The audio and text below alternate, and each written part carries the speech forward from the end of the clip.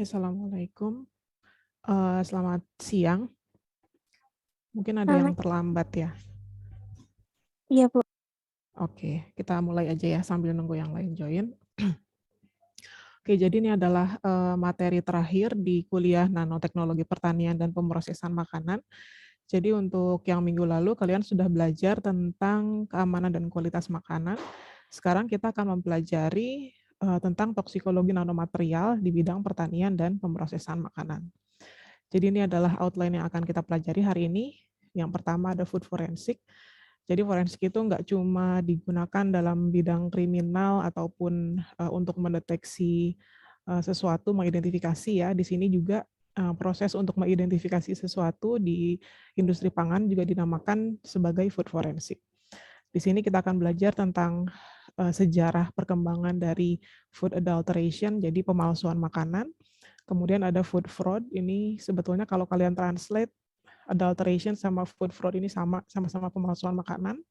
Kemudian ada beberapa metode yang digunakan dalam metode food forensik. Selanjutnya ada nanotoksikologi, jadi ini kita belajar tentang bagaimana efek dari nanomaterial terhadap lingkungan dan juga untuk kesehatan manusia. Dan ada tentang risk assessment dan risk management, manajemen risiko dan penilaian bahaya. Kemudian permasalahan dalam hal kebijakan atau peraturan. Ini ada beberapa tantangan dalam regulasi nanoteknologi di bidang agrikultur dan makanan. Dan yang terakhir ada aplikasi dari IoT, Internet of Nanothings. Di sini juga ada risiko dan tantangan di bidang pertanian dan pemrosesan makanan.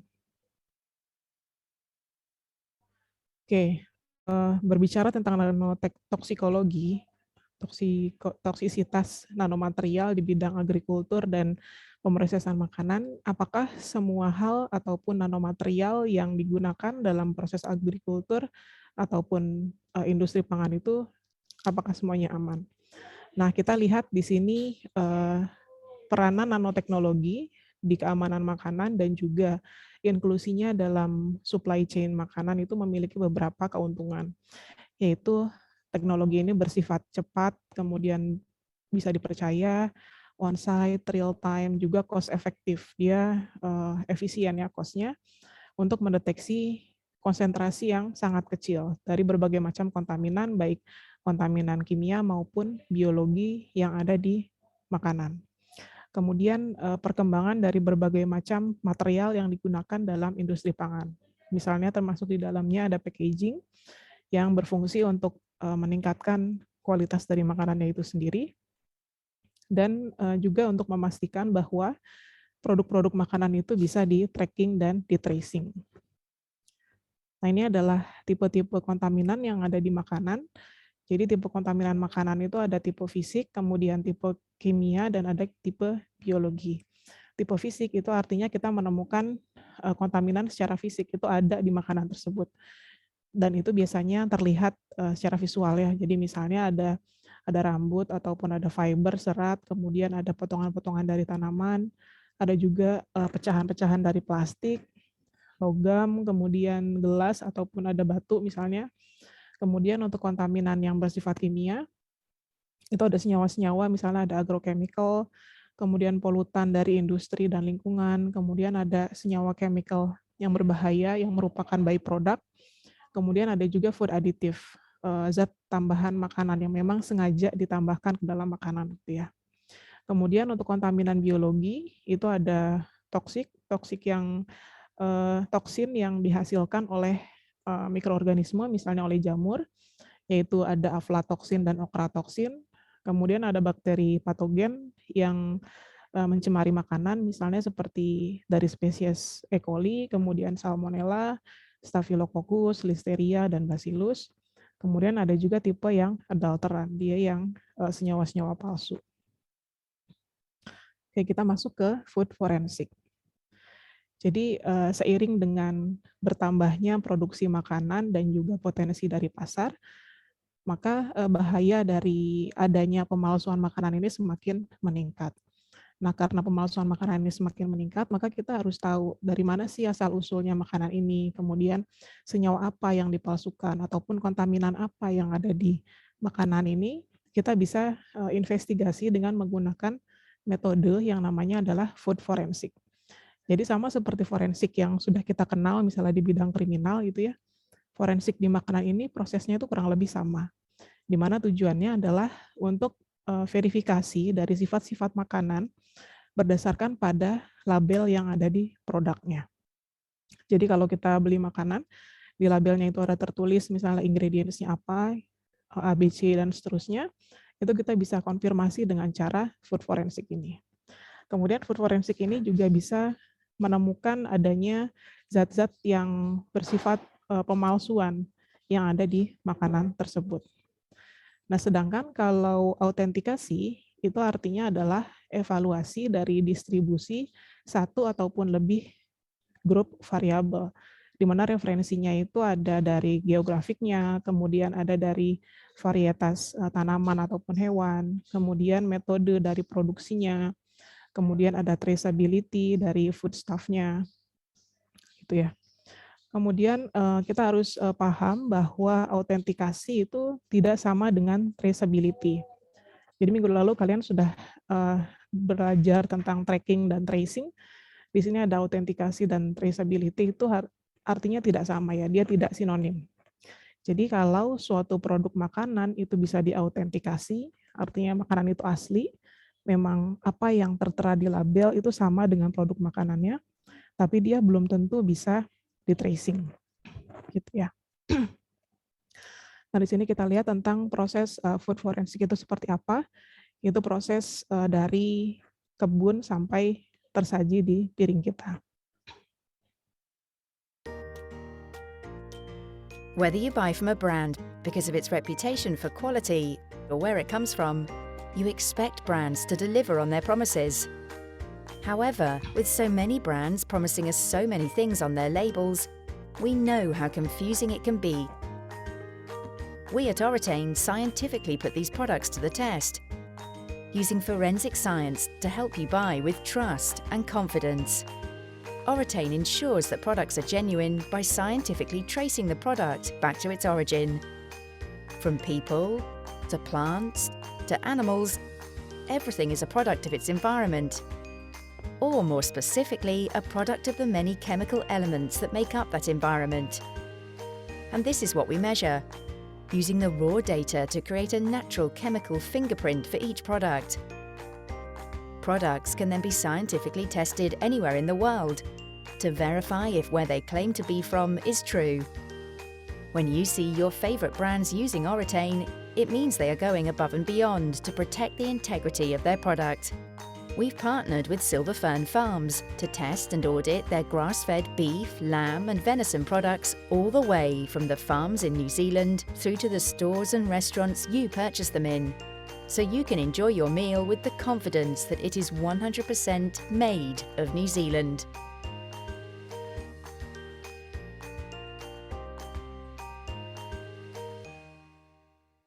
Oke, jadi itu tadi tentang food forensik.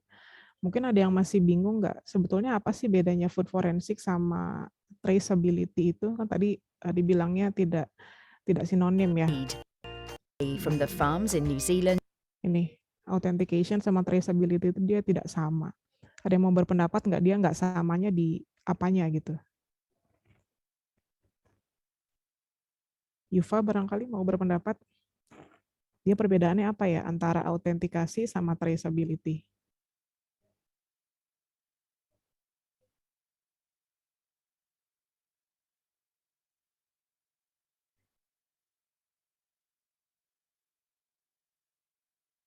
Ada yang mau coba berpendapat bedanya apa? Mungkin ya, Bu, mungkin. Kalau traceability itu lebih ke resikonya, kayak kemungkinan resikonya. Kalau autentik itu lebih ke, ya autentik kayak kemanfaatannya gitu, Bu. Mungkin, Bu. Traceability itu resikonya, kalau autentik itu kemanfaatnya, gitu. Iya mungkin, Bu. Oke, yang lain barangkali ada lagi yang mau berpendapat bedanya autentikasi sama traceability?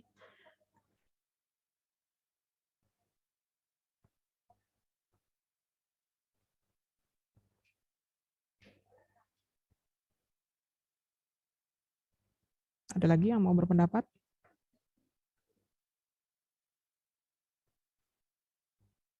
Gak ada, cuma Yufa aja. Oke, siapa nih? Zuhra, silakan Zuhra.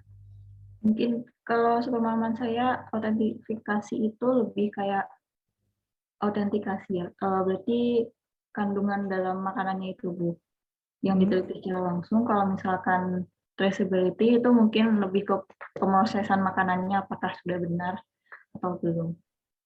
Oke, betul jawaban Zuhra ya. Jadi kalau autentikasi itu kita lebih mengidentifikasi komponen apa sih yang ada di makanannya, dan komponen tersebut apakah betul ada di label yang ada di produk tersebut. Tapi kalau traceability, dia itu kita itu lebih ke track apa ya, semacam tracking dari masing-masing step dari pemrosesan makanan itu, apakah betul bahwa produk ini misalnya asalnya dari mana gitu ya, dari daerah mana. Nah, itu bedanya autentikasi dan traceability.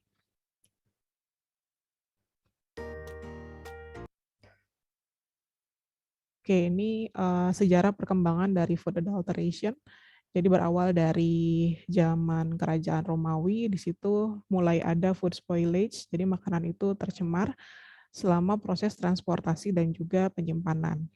Kemudian makanan-makanan yang adulterated, yang dipalsukan itu biasanya karena adanya campuran antara makanan yang segar dan makanan yang sudah tercemar.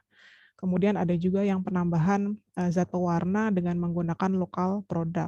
Jadi yang harusnya makanan tersebut memang asli impor dari suatu daerah tertentu, tapi ini supaya penampilannya sama menariknya dengan produk dari tempat tersebut, ini kita tambahkan pewarna.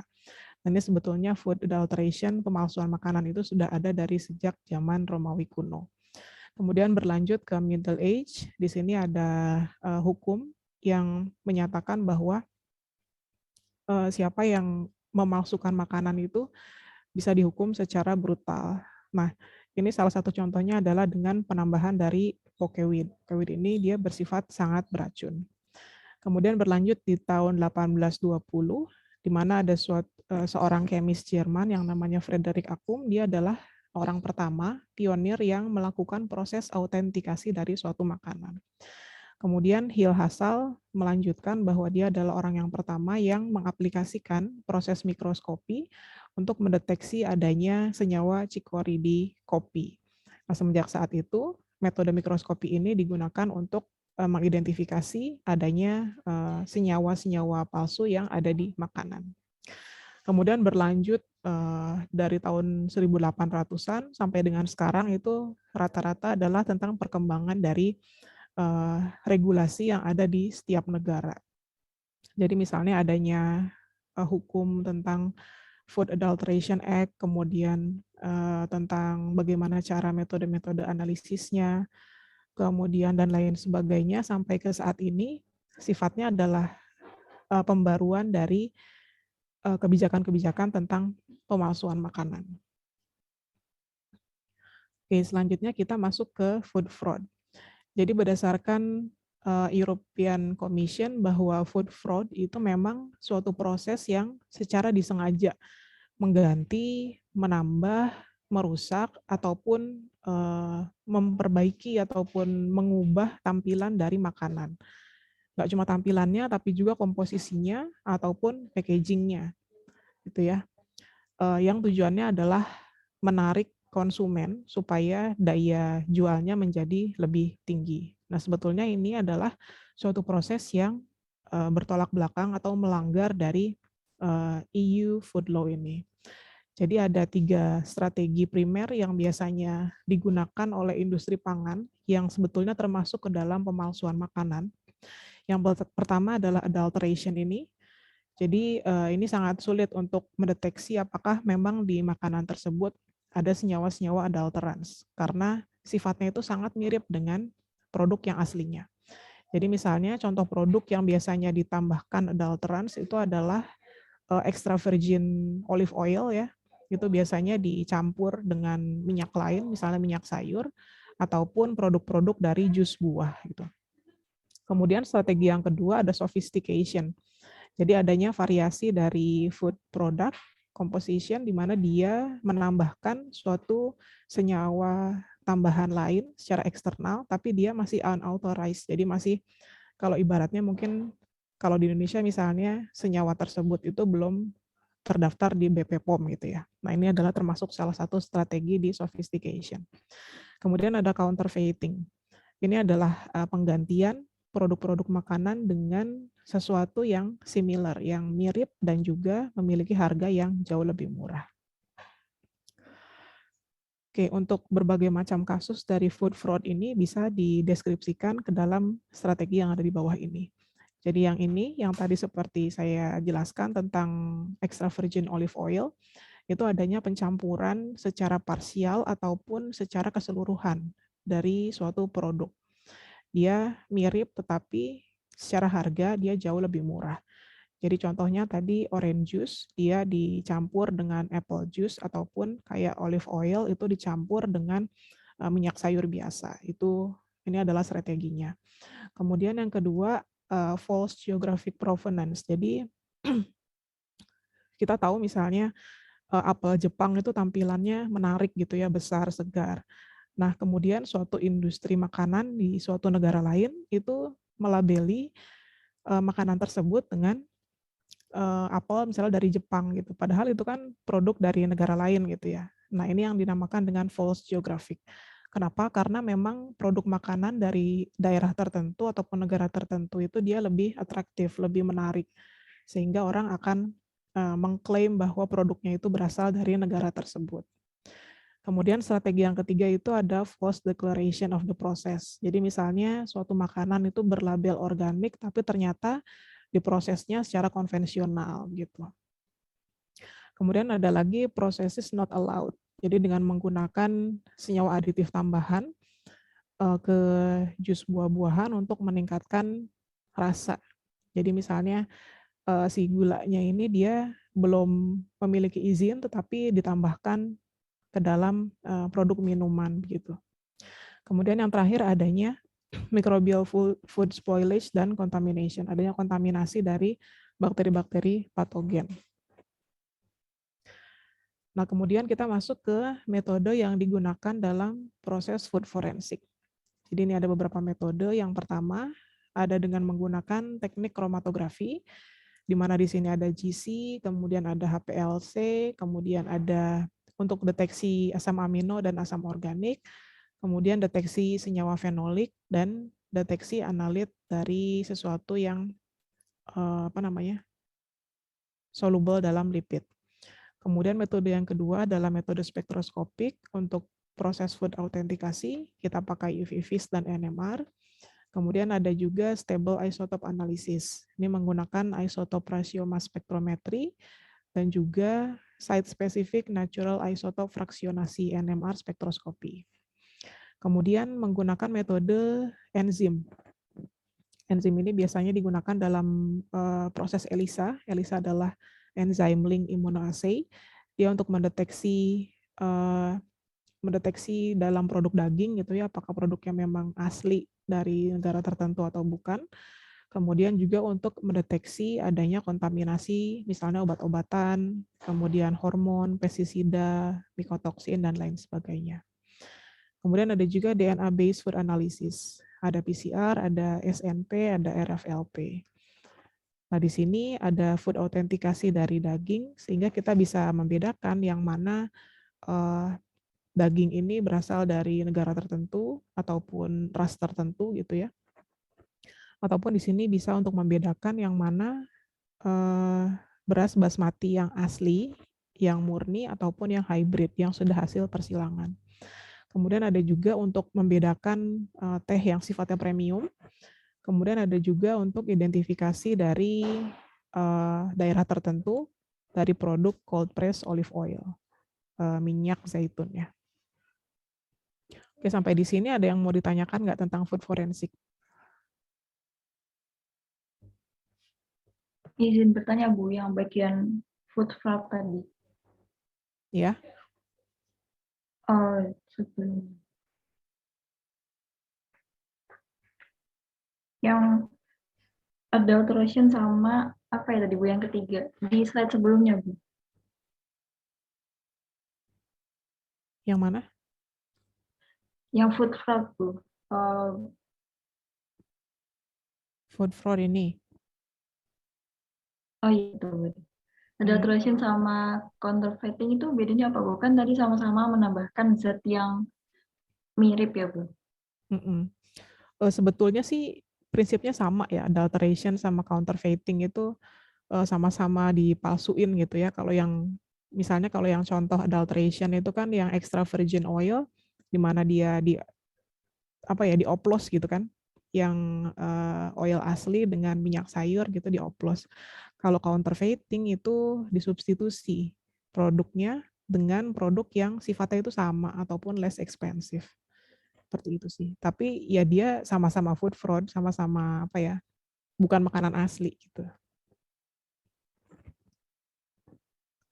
Kalau ditranslate sih, coba kalian translate antara adulteration, kemudian food fraud, sama counterfeiting itu translasinya pasti sama.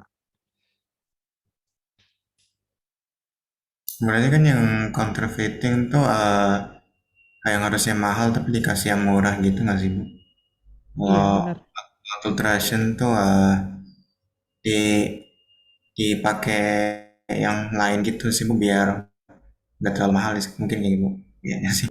Iya itu tadi adulteration tuh semacam kayak dioplos gitu ya. Kayak tadi minyak ataupun jus buah itu dioplos sama sesuatu yang lebih murah, tapi kalau dari segi rasa ya nggak beda jauh lah, itu sama. So counterfeiting dia disubstitusi, diganti dengan produk yang mirip tapi lebih murah. Gitu. Oke ya, kita lanjut ke nanotoksikologi. Jadi ini adalah beberapa pertimbangan terkait dengan penggunaan nanoteknologi, kemudian regulasinya dan keamanannya. Ini ada 5 hal. Jadi yang pertama adalah bagaimana potensi atau efek bahaya ke kesehatan manusia dan juga lingkungan dari proses fabrikasi sampai aplikasi dari suatu nanomaterial. Kemudian yang kedua, adanya knowledge gap, adanya gap tentang pengetahuan dari potensi bahaya yang berasosiasi dengan nanomaterial yang dirilis dan bagaimana cara kita mengatasinya. Kemudian yang tiga, ini karena memang kurangnya standar ataupun regulasi tentang nanomaterial di suatu negara. Kemudian yang keempat, kurangnya informasi membuat regulasi ini semakin sulit, terutama dalam hal manajemen risikonya.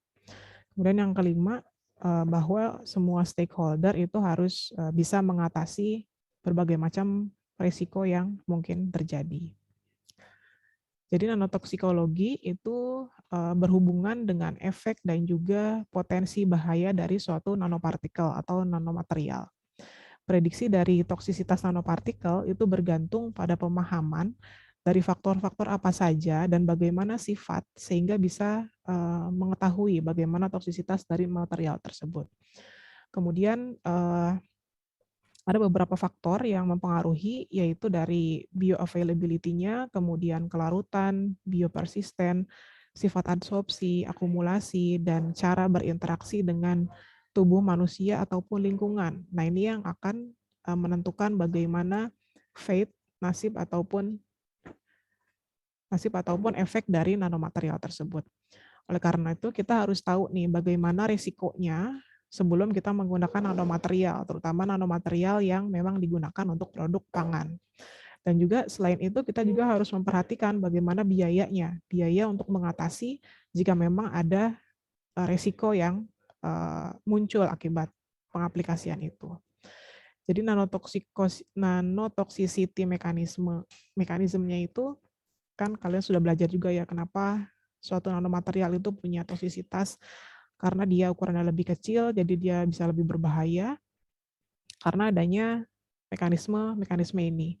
Adanya overproduksi dari senyawa ROS, reactive oxygen species, sehingga bisa menginduksi adanya oxidative stress yang berakibat pada kerusakan DNA, kemudian cytotoxicity, apoptosis, potensi kanker, kemudian unregulated cell signaling, dan lain sebagainya. Jadi di diagram ini adalah nanoparticles potential toxicity, bahwa potensinya itu bisa berbasis fisik ataupun berbasis kimiawi.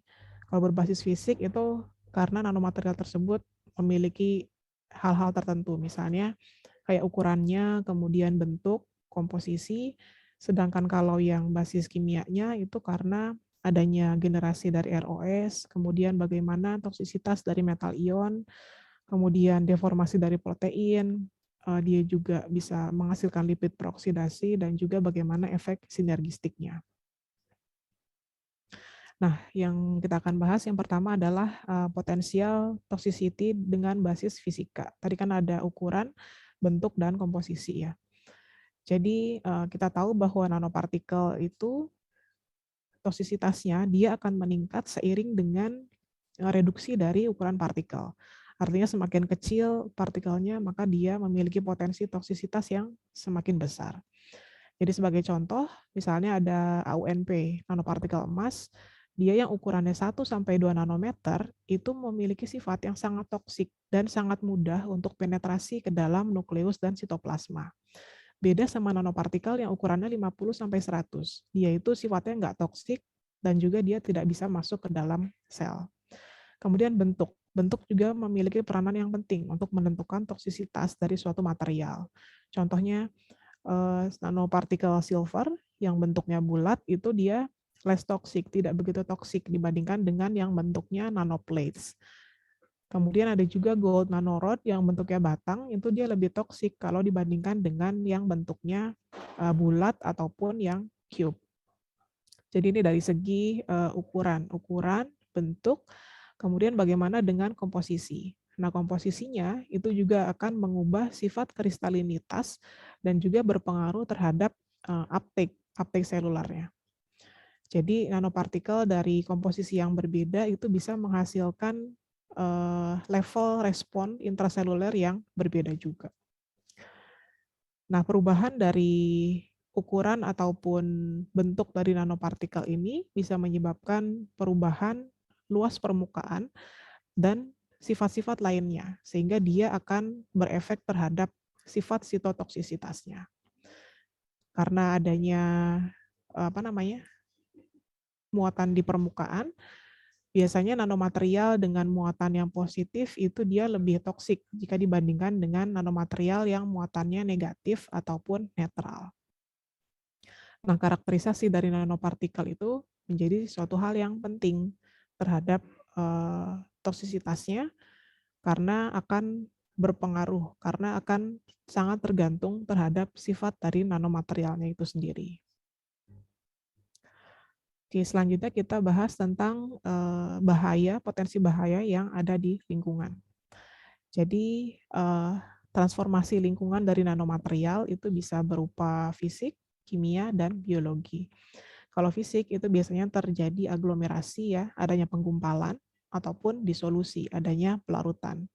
Kemudian yang kimia itu ada fotooksidasi dan ada fotoreduksi. Kemudian yang biologi itu ada oksidasi dan karboksilasi.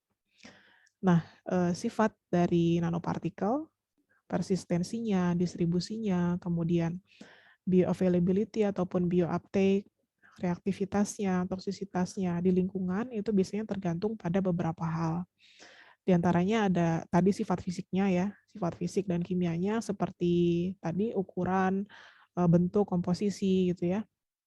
Kemudian muatan permukaan dan juga gugus fungsi misalnya kalau ada. Kemudian ada juga bentuk dari nanopartikelnya, bentuknya ketika dia dirilis. Apakah dia dalam bentuk bebas, artinya murni, ataupun dalam bentuk matriks, dia misalnya terdeposisi dalam material lain. Kemudian ada lingkungan di mana nanopartikelnya itu dirilis. Apakah dia dirilis di udara, di tanah, ataupun di air.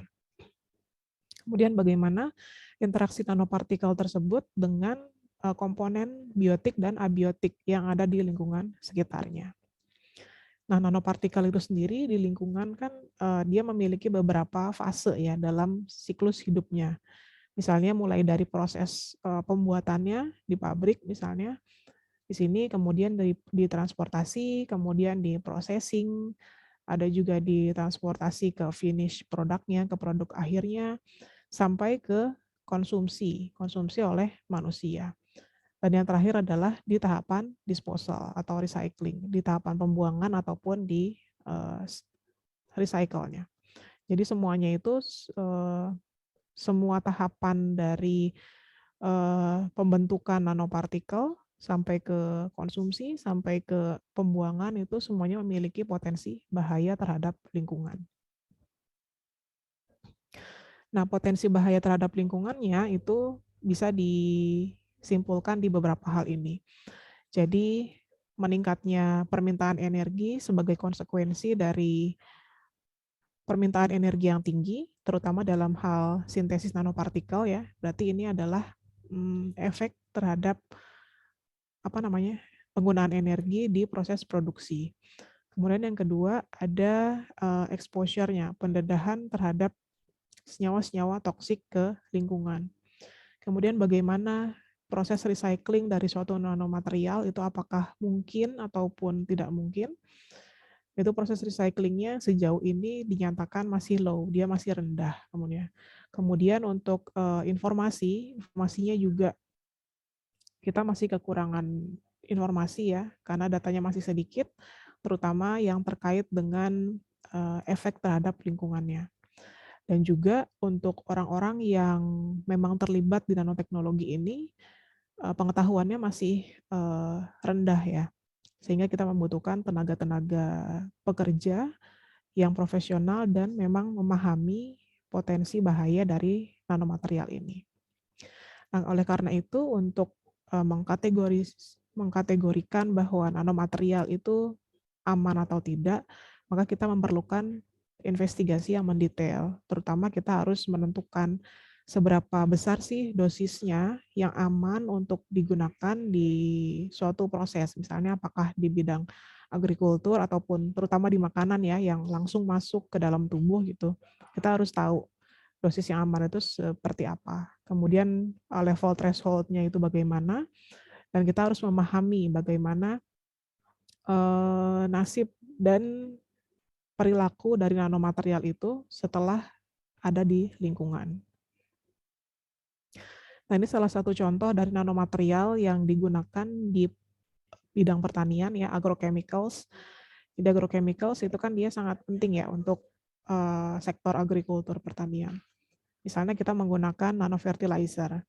Kalau kita aplikasikan dengan cara yang tidak bertarget, artinya sembarang, tentu kita membutuhkan jumlah yang jauh lebih besar. Kemudian ketika kita membutuhkan jumlah yang lebih besar, maka adanya penambahan biaya. Biayanya menjadi semakin tinggi.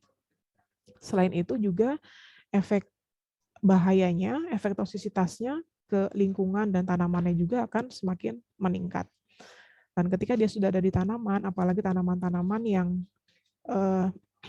bersifat pangan ya, maka dia akan masuk ke rantai makanan. Dari rantai makanan tentu pasti akan dikonsumsi oleh manusia dan itu akan mempengaruhi kesehatan manusia itu sendiri.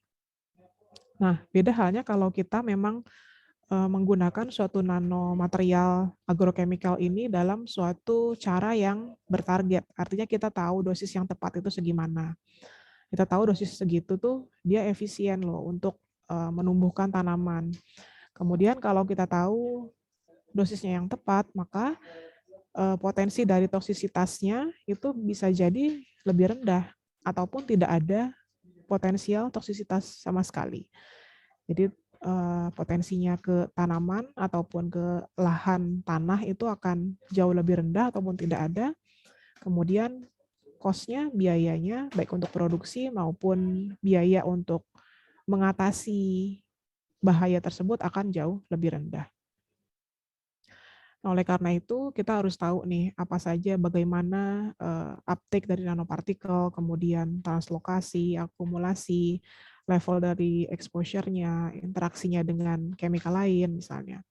Itu harus dipahami sebelum nanomaterial ini memang diaplikasikan ke sektor industri, pertanian, dan pangan. Jadi efisiensi dan toksisitas dari nanomaterial itu harus diakses, harus ditinjau sebelum diaplikasikan. Sehingga kita bisa memenuhi peraturan-peraturan dan semuanya menjadi aman, terutama untuk kesehatan manusianya itu sendiri ya. Oleh karena itu, kita harus tahu nih, kita harus menentukan seberapa besar sih dosis yang aman untuk penggunaan nanopartikel ini. Nah, proses tersebut, regulasi ini yang dinamakan dengan dose dependent toxicity. Jadi, toksisitas yang bergantung pada dosis pemakaian nanopartikel. Kemudian bahaya yang kedua adalah bahaya yang terkait dengan limbah makanan. Jadi salah satu masalah yang major, yang utama dari makanan itu adalah food packaging, pengemasan makanan. Nah, biasanya package-nya itu, kemasannya itu dia akan berakhir dalam bentuk padatan ataupun dalam bentuk residu dari hasil pembakaran. Nah, keduanya, nanomaterial sebagai bagian dari nano packaging ini bisa mencemari lingkungan dan bisa berpotensi terhadap lingkungannya itu sendiri. Jadi nggak cuma ke lingkungan, tapi juga ke faktor biotik maupun abiotik yang ada di lingkungan itu sendiri. Nah, bagaimana concern-nya, pertimbangannya tentang nano packaging, yaitu bahwa nanopartikel itu bisa bermigrasi dari food packaging ke makanan ataupun minuman yang ada di dalamnya, sehingga itu bisa tertelan oleh manusia. Kemudian bagaimana impact-nya, dampaknya ke lingkungan selama packaging disposalnya, selama pembuangan kemasan. Kemudian bagaimana proses recovery dan recycling dari food packaging itu sendiri.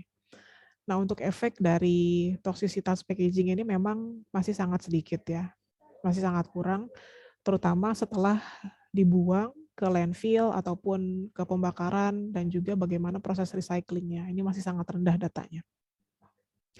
Nah, biasanya kan kalau kita buang produk sisa makanan itu kan yang paling gampang itu kan memang dibakar ya, dengan cara thermal treatment. Ini secara signifikan bisa mereduksi jumlah dari limbah makanannya itu sendiri, dan juga bisa menghasilkan energi. Energinya itu bisa digunakan untuk pemanasan, kemudian untuk listrik, dan juga untuk bahan bakar. Tapi sayangnya semua jenis pembakaran itu kan pasti akan menghasilkan produk sampingan, yaitu emisi dari greenhouse gases ya, gas efek rumah kaca ini.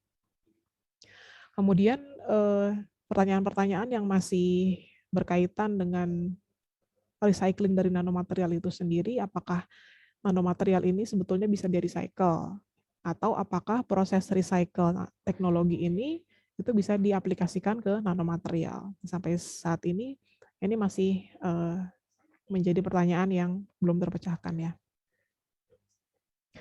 Oke, tadi sudah efek terhadap lingkungan, sekarang adalah efek terhadap kesehatan. Jadi nanomaterial itu masuk ke dalam food chain dan ada dalam makanan, itu dia bisa menghasilkan sesuatu yang serius, terutama untuk kesehatan manusia. Karena kenapa? Karena nanomaterial itu reaktivitasnya jauh lebih tinggi ya dibandingkan dengan material yang ukuran besar. Kemudian kemungkinan dia masuk ke tubuh itu juga sangat besar, sangat mudah gitu ya untuk masuk. Nah, adanya nanomaterial yang masuk ke dalam tubuh ini dia bisa mengganggu sistem imun tubuh kita dan juga akan mengganggu atau menimbulkan masalah-masalah kesehatan. Karena masuknya itu sangat mudah, baik melalui oral ya, melalui mulut, kemudian melalui inhalasi, melalui sistem pernafasan, dan juga melalui intradermal, adanya absorpsi di permukaan kulit. Nah, kalau nanomaterial di makanan itu kan memang sengaja ditambahkan ya, dalam bentuk food additive ataupun ada komposisi tertentu, kemudian dia bermigrasi ataupun dia bisa bermigrasi dari kemasan makanan, ataupun juga bisa dari nanosensor melalui food chain. Termasuk di dalamnya adalah penggunaan nanoagrochemical. Nah, ini adalah beberapa concern terkait dengan kehadiran nanopartikel yang ada di produk makanan. Ada yang major, ada medium, dan ada minor. Kalau yang major itu biasanya adanya senyawa yang insoluble, tidak larut, kemudian non-digestible, dia tidak bisa didigest, tidak bisa dicerna, dan berpotensi biopersisten di produk-produk makanan. Kemudian kalau yang concern medium, dia adanya non-biopersistent nano-encapsulated food additive. Jadi food additive yang nano-enkapsulasi yang ada di produk-produk makanan. Kemudian yang minor itu contohnya adalah produk makanan yang mengandung nanostruktur, baik itu bisa dicerna maupun yang tidak bisa dicerna. Nah, di sini kita lihat ini adalah penyakit-penyakit yang berpotensi untuk muncul ketika kita terekspos terhadap nanopartikel ataupun nanomaterial. Jadi tadi melalui inhalasi, pernafasan, ataupun melalui mulut, oral, dan juga melalui kulit. Jadi ini kalau yang melalui inhalasi itu bisa ke paru-paru, dan di paru-paru ini bisa menyebabkan penyakit asma, bronkitis, ataupun kanker gitu ya. Kemudian bisa juga ke sistem sirkulasi, ke peredaran darah, itu bisa ke jantung. Nah, kalau sudah ke peredaran darah berarti biasanya semua organ ini akan kena dan sifatnya akan akumulasi ya. Jadi nggak langsung begitu terekspos, begitu kena penyakit gitu. Biasanya dia ada akumulasi ketika dalam batas yang sudah di luar batas normal, dia akan menimbulkan suatu penyakit. Kemudian bisa juga ke sistem limfa, kemudian tadi ke kulit ya, ke kulit misalnya ada dermatitis, kemudian sistem pencernaan, kemudian apalagi nih? Oh, bahkan level sel ya, dia bisa masuk ke dalam sel. Seperti yang tadi dijelaskan, kalau ukuran 1-2 nano itu dia jauh lebih toksik karena bisa masuk ke bagian paling kecil, ke inti sel dia bisa masuk. Beda sama nanopartikel yang ukurannya di kisaran puluhan ataupun ratusan, itu biasanya tidak masuk ke dalam sel. Oke, ini adalah resiko-resiko yang mungkin terjadi untuk tubuh manusia ketika kita menggunakan nanomaterial tertentu. Di sini untuk silver, misalnya dia toksik terhadap sel ya, dan organ-organ tertentu, kemudian bisa menyebabkan kerusakan DNA, berarti mutasi ya. Kemudian dia bisa masuk ke sirkulasi darah, kemudian juga dia bisa mengganggu sistem kerja dari mitokondria dengan produksi ROS, dia mengubah sifat permeabilitas dari membran sel, dan lain sebagainya. Kemudian masing-masing dari material bisa kita lihat nih, ini adalah material-material yang biasa digunakan untuk sektor agrikultur maupun pemrosesan makanan. Jadi ada silver, ada titanium dioxide, ada zinc oxide, silikon, kobalt, karbon, iron, dan lain sebagainya. Bisa dibaca sendiri. Oke, selanjutnya kita masuk ke risk assessment dan risk management dari nanotoksikologi. Jadi kalau risk assessment, penilaian risiko itu bertujuan untuk mengkuantifikasi dan memprediksi potensi bahaya. Sedangkan kalau yang governance risk itu fungsinya untuk meminimalkan semua potensi yang berkaitan dengan nanoteknologi. Nah, proses assessment dari nanomaterial itu semuanya harus berbasis sains ya.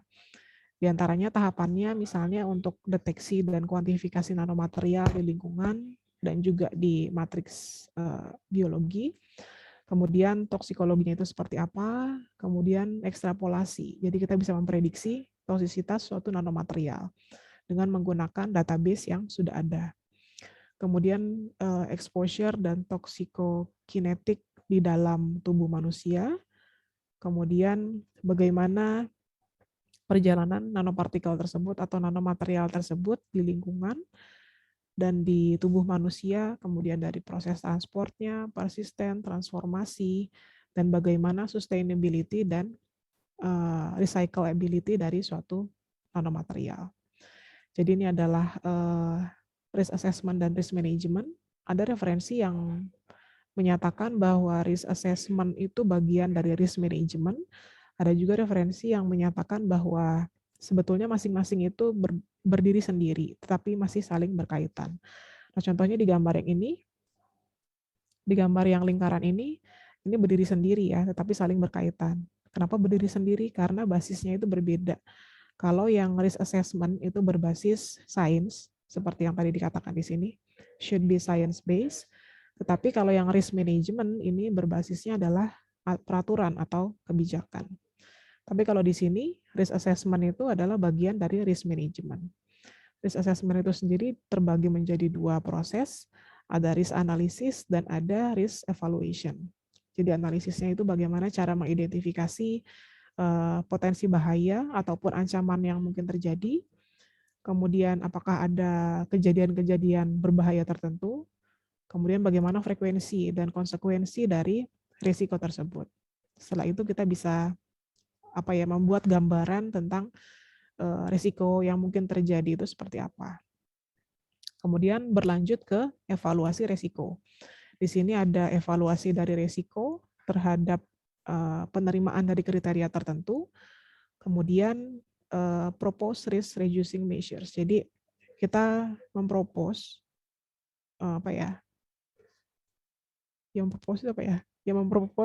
bagaimana cara untuk mengatasi ataupun mengurangi potensi risiko tersebut. Kemudian yang terakhir ada assess alternative risk reducing measure. Bagaimana cara mengakses, menilai suatu risiko-risiko alternatif yang mungkin terjadi. Setelah itu ke risk control. Risk control ini sebetulnya ya memang masih bagian dari risk management juga. Ini lebih ke berbasis kebijakan, di mana kita bisa membuat keputusan terkait dengan tata cara untuk meminimalisir potensi bahaya tersebut.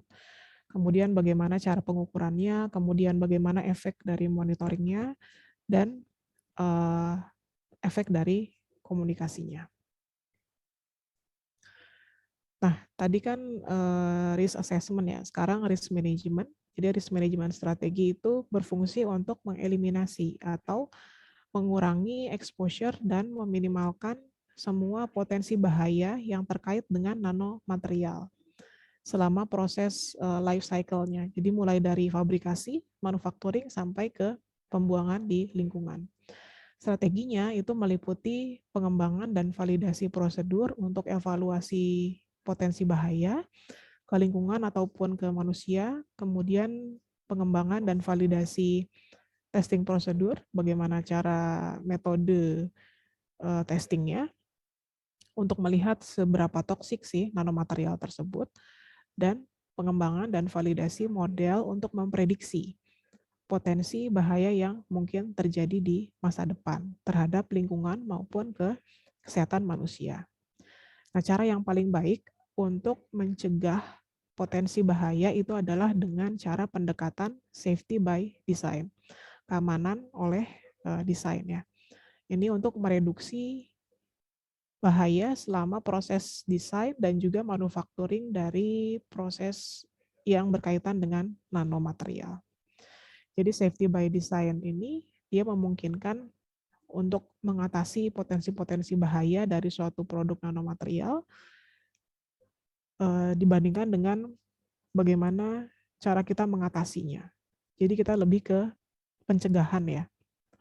Jadi bukan terjadi terlebih dahulu bahayanya, tapi kita lebih bagaimana bahaya tersebut bisa dicegah sebelum itu terjadi. Itu caranya adalah dengan safety by design approach. Nah, di sini ada peraturan tentang nanomaterial yang dinamakan dengan framework 10-step nano life cycle risk assessment. Jadi ada 10 tahapan untuk assessment dari suatu nanomaterial.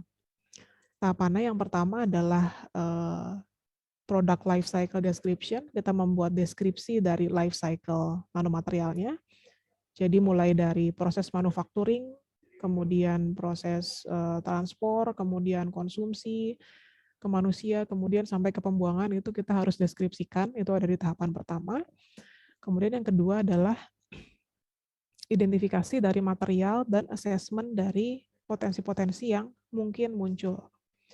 Kemudian yang ketiga ada assessment secara kualitatif dari material di setiap tahapan life cycle-nya. Kemudian yang keempat, identifikasi dari life cycle-nya, di mana exposure-nya itu mungkin terjadi. Kemudian yang kelima, evaluasi dari toksisitas, baik untuk manusia maupun untuk yang lain, misalnya untuk tumbuhan, hewan, ataupun untuk lingkungan, di setiap tahapan life cycle-nya. Kemudian kita membuat analisis potensi resiko berdasarkan pada step tertentu di life cycle-nya. Lalu identifikasi dari uncertainty, hal-hal yang tidak pasti, dan juga adanya data gap. Kemudian pengembangan dari mitigasi ataupun bagaimana caranya manajemen resiko. Dan kita harus menentukan bagaimana aksi untuk ke depannya. Setelah itu kita mengumpulkan informasi-informasi tambahan, dan yang terakhir adalah proses iterasi, kemudian asumsi, evaluasi, dan yang terakhir adalah tentang tahapan manajemen. Jadi kurang lebih kalau dibuat diagram itu secara garis besarnya ya seperti ini ya. Kita mulai mengumpulkan data dari nanomaterialnya itu, misalnya nanomaterial itu dimanufacturing di mana, kemudian komposisinya seperti apa, kemudian bagaimana identifikasi potensi bahaya yang mungkin di setiap tahapan manufacturing tersebut, kemudian bagaimana dia bisa masuk ke supply chain, misalnya di makanan ataupun di agrikultur gitu ya. Kemudian kita menentukan bagaimana metodenya, metode untuk menentukan potensi bahaya dari nanomaterial. Apakah dengan menggunakan life cycle assessment, penilaian dari life cycle, tahapan-tahapannya, ataupun dengan analisis resiko. Resikonya itu baik terhadap lingkungan ataupun terhadap manusia. Tadi masing-masing saling berkaitan. Kemudian setelah analisis resiko, kita masuk ke outputnya, luarannya. Luarannya seperti apa? Kita tahu kan berarti datanya, oh material ini tuh potensinya terhadap lingkungan itu toksik seberapa banyak gitu ya, dosisnya seberapa banyak, kemudian nilai ambang toleransinya seberapa banyak, itu kita ada di output sini berarti. Nah selanjutnya untuk aplikasi, setelah kita tahu seberapa banyak dosis yang harus ditentukan, kita untuk aplikasinya itu compliance-nya bagaimana. Setelah itu bagaimana kalau tetap terjadi potensi bahaya. Bagaimana keamanannya terhadap para pekerja, bagaimana keamanannya terhadap konsumen, bagaimana keamanannya terhadap lingkungan sekitar. Nah, semuanya ini ada di tahapan aplikasi ini. Nah, dalam hal nanofood, risk governance-nya itu dia terdiri dari kita testing sebanyak mungkin nanomaterial ya. Kemudian testing dari setiap tipe dari nanomaterial di ukuran yang berbeda. Karena ukuran itu tadi menentukan sifat toksisitas dari material ya. Kemudian identifikasi bagaimana kalau nanomaterial tersebut terakumulasi di tubuh manusia. Kemudian kita menentukan bagaimana sifat nanomaterial tersebut di dalam tubuh manusia sebelum diekspresikan, sebelum dibuang. Kemudian determinasi atau penentuan dari dosis maksimum ya dari suatu makanan ataupun ingredients tertentu. Kemudian controlling dan labeling yang ada di food supplement. Kemudian meningkatkan resource untuk ranah nasional ataupun internasional dalam hal riset nanotoksikologi. Kemudian harus ada juga standarisasi untuk risk assessment method dan regulasinya di setiap negara.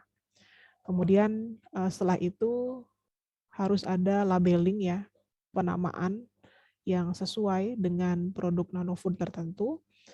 Dan yang terakhir adalah kombinasi bagaimana nanolabel itu bisa dikombinasikan dengan sertifikasi terhadap kesehatan manusia dan juga lingkungan. Oke, sampai sini ada yang mau ditanyakan terlebih dahulu sebelum masuk ke topik selanjutnya? Bu Intan izin tanya. Ya, silakan. Tadi kan di step bahwa nanopartikel yang ukurannya 1-2 nano itu lebih toksik. Nah, itu apakah berlaku untuk ke seluruh jenis nanopartikel, Bu? Oke, apakah berlaku ke semua jenis nanopartikel? Pada umumnya iya.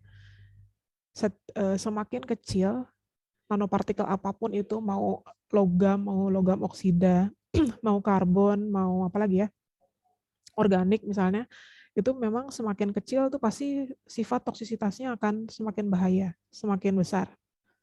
Jadi nggak cuman di emas ataupun perak gitu ya, semua jenis nanomaterial rata-rata semakin kecil ukurannya, maka sifat toksisitasnya semakin meningkat. Gitu, Diva. Berarti kalau misalnya sintesis gitu, berarti dihindari ya Bu ya ukuran semakin kecil. Apa biasanya kan tolak ukur keberhasilannya kan partikelnya sangat kecil kalau nano gitu. Oke, dihindari atau enggak, yang pertama tergantung kebutuhan ya. Kalau misalnya kita memang membutuhkan nanomaterial yang ukurannya itu di bawah 10 nano, maka itu nggak bisa dihindari ya. Tapi kalau misalnya ukuran di bawah 10 sama ukuran yang puluhan itu sifatnya masih sama, maka yang lebih di-prefer itu adalah yang ukurannya puluhan. Biasanya seperti itu sih. Dan dari segi sintesis juga biasanya lebih mudah didapat yang ukurannya lebih besar. Gitu. Oke Bu, sama satu lagi. Tadi kan ada biopersisten. Nah itu apa Bu? Sama bedanya apa sama non-digestible? Tadi kok Di mana yang ya? setelahnya ini kayaknya Bu. Setelah ini.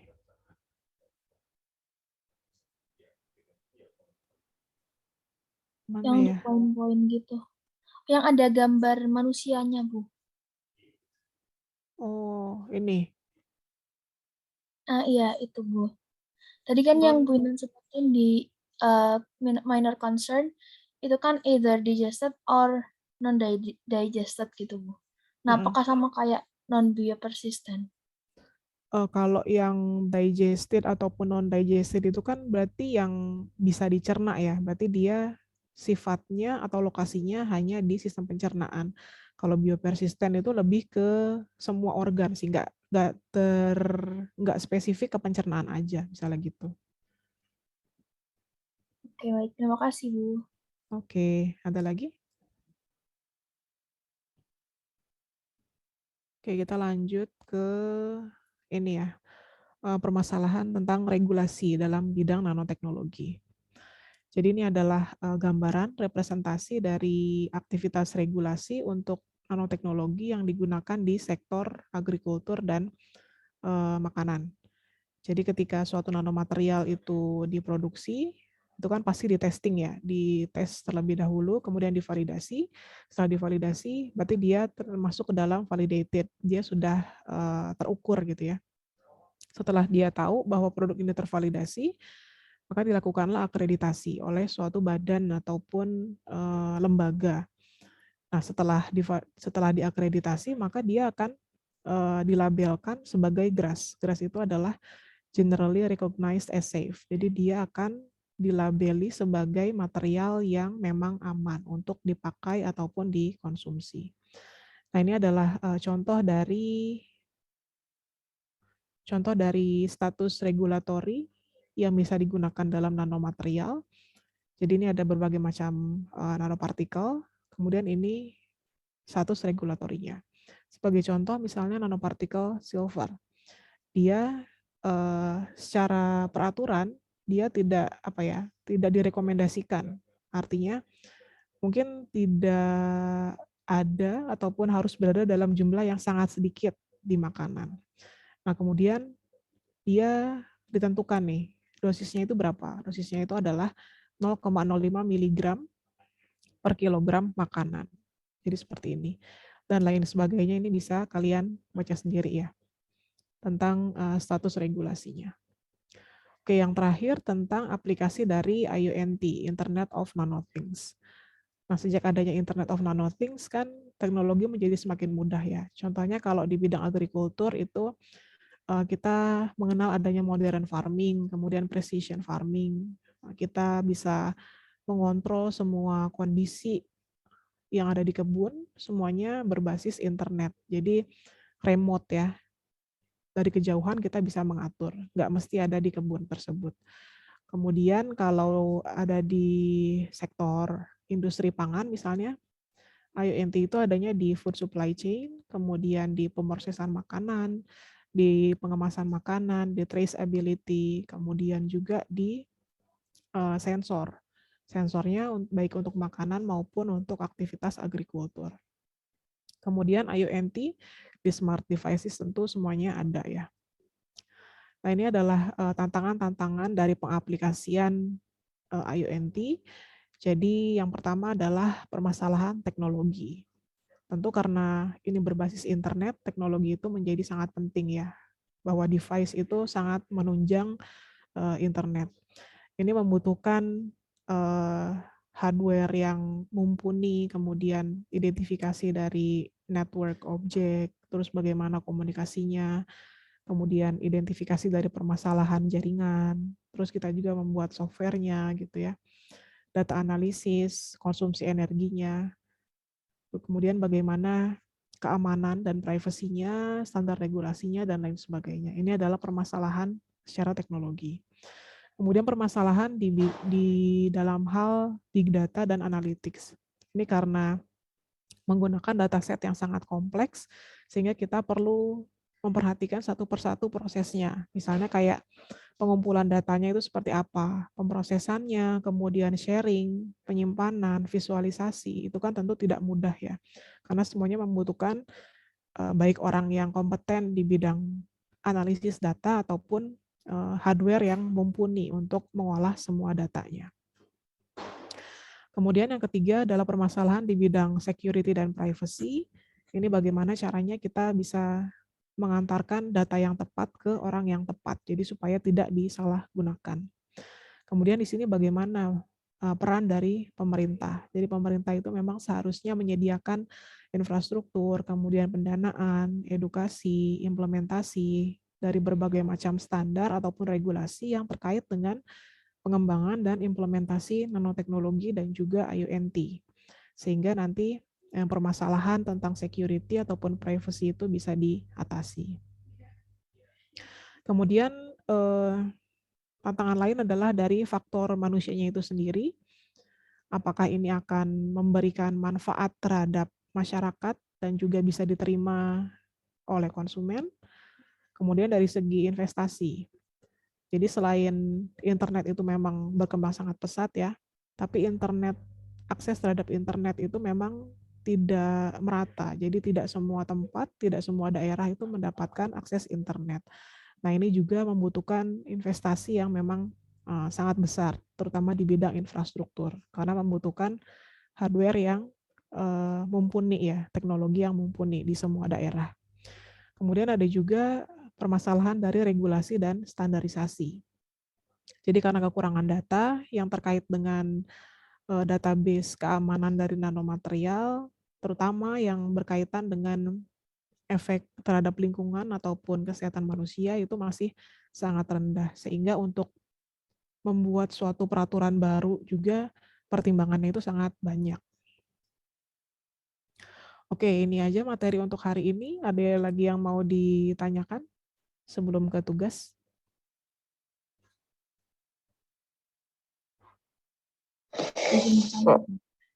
Ya, Zuhra, silakan. Ini kan yang disebut nanomaterial yang toksik itu rata-rata metal ya Bu. Kalau untuk polimer sendiri, apakah memang resikonya lebih atau data belum ada? Tentang material polimer ya. Kalau dari tadi kan yang dibahas materialnya berupa nanopartikel ya. Dan anggapannya itu adalah nanopartikel yang bersifat free. Jadi dia murni, bukan komposit. Nah, kalau yang polimer itu gimana?